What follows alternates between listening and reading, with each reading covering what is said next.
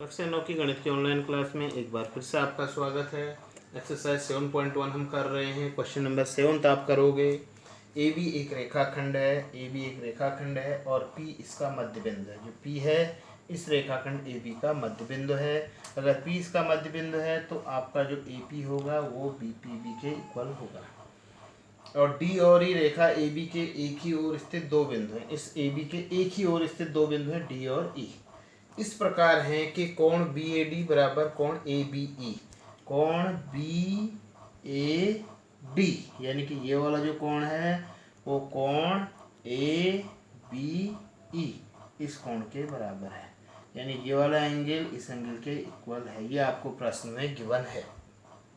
और उसके बाद आपको दूसरा दिया गया है कोण ई पी ए यानी कि ये वाला जो डबल मार्क दिया है is equal to D P E B D P B है ई नहीं डी पी बी यानी कि डी पी बी यानी कि डबल मार्क। ये डबल मार्क वाला एंगल यानी कि ई पी ए ये डबल मार्क वाला एंगल डी पी बी के इक्वल है। और आपको प्रूव करना है कि triangle DAP is congruent to EBP।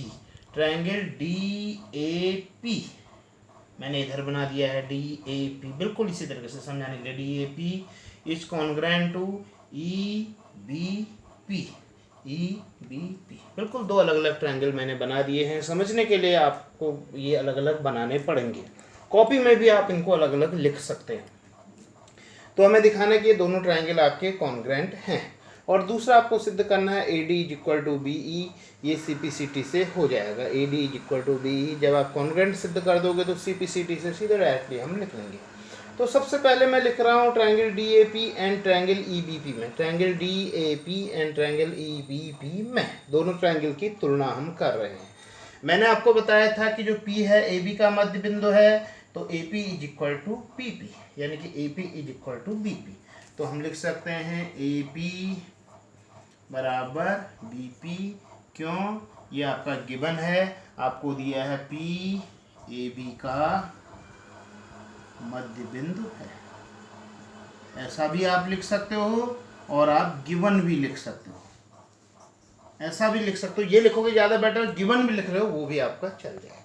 और दूसरा आप देख लो ये वाला एंगल यानी कि ये वाला मार्क देखिए ना, ये और ये सेम है। ये किसके इक्वल है? इसके, यानी कि जो बिंदु बी पर बन रहा है यानी कि ये, यानी कि हम कह सकते हैं एंगल ए, इस वाले ट्रायंगल का एंगल ए। डायरेक्ट मैं ए भी लिख सकता हूँ इसको और DAP भी लिख सकता हूँ क्योंकि ए पर एक ही कोण बन रहा है तो खाली ए भी लिख सकता हूँ।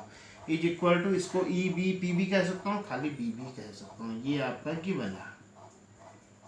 तो आप देख रहे हो इस ट्रायंगल में ये भुजा और ये कोण, ये भुजा और इस कोण के इक्वल है। और कोई तीसरी चीज कोई और भी होनी चाहिए क्योंकि हमें कसौटी देखने के लिए तीसरी चीज होती है या तो साइड एंगल साइड होता है या ASA होता है।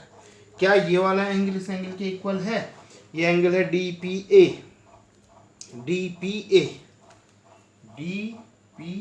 यानी कि ये पूरा EPB यानी कि EPB इस पूरे के इक्वल है? ऐसा नहीं है। तो लेकिन जो हमें दिया है पहले हम उसको लिख रहे हैं। जो डबल मार्क वाला एंगल है इस डबल मार्क वाले एंगल को हम कह रहे हैं EPA जो हमें दिया गया है। कोण EPA इज इक्वल टू कोण DPB। ये हमारा गिवन है, DPB है। ये क्वेश्चन में गिवन था। अब आप देखें ये वाला एंगल है डबल मार्क। अगर मैं इसमें इतना जोड़ दूं तो ये पूरा हो जा रहा है और इसमें भी इतना जोड़ दूं तो ये पूरा हो जा रहा है। ये बीच वाला भाग क्या आपका जो जोड़ने की बात मैं कर रहा हूं DPE। तो हम क्या करेंगे, दोनों तरफ दोनों ओर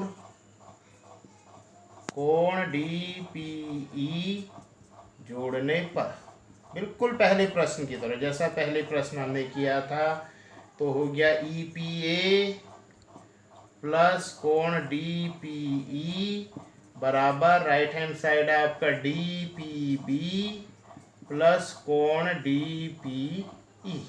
अब आप चित्र का अवलोकन करेंगे, इन दोनों का जोड़ यानी ई पी ए यहाँ से यहाँ तक, और इसमें जोड़ दिया DPE ये, यानी कि this plus this is equal to ये पूरा, यानी कि क्या हो गया है DPA या APD कह सकते हैं, APD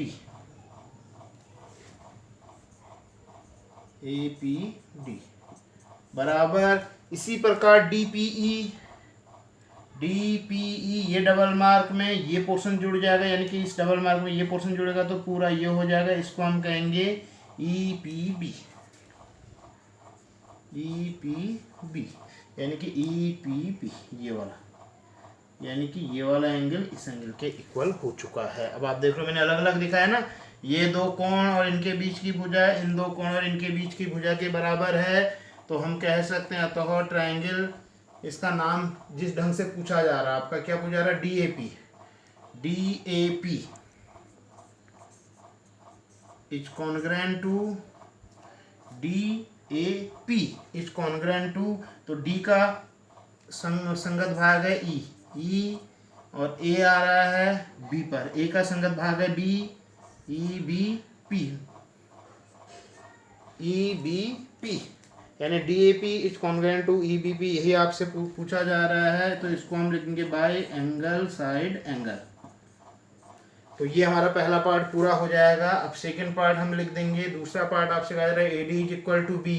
अब आप इस ट्रायंगल में देख लो, जब ये दोनों आपके सर्वांग सम हैं तो इसका जो ये वाला भाग होगा ये इसके इक्वल हो जाएगा, यानी क्या है AD